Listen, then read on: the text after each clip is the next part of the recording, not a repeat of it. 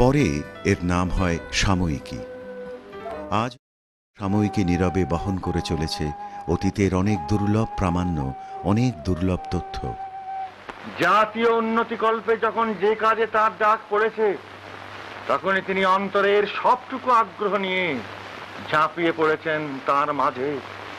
জাগ্রত চিত্তকে আহ্বান করি, যার সংস্কার মুক্ত উদার আতিথ্যে মনুষ্যত্বের সর্বাঙ্গীন মুক্তি অকৃত্রিম সত্যতা লাভ করে।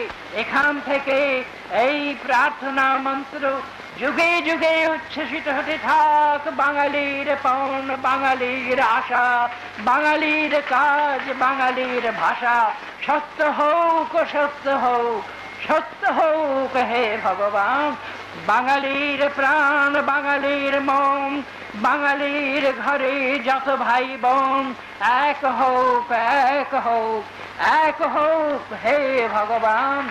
সেই সঙ্গে কথা যোগ করা হোক, বাঙালির বাহু ভারতের বাহুকে বল দিক। বাঙালির বাণী ভারতের বাণীকে সত্য করুক।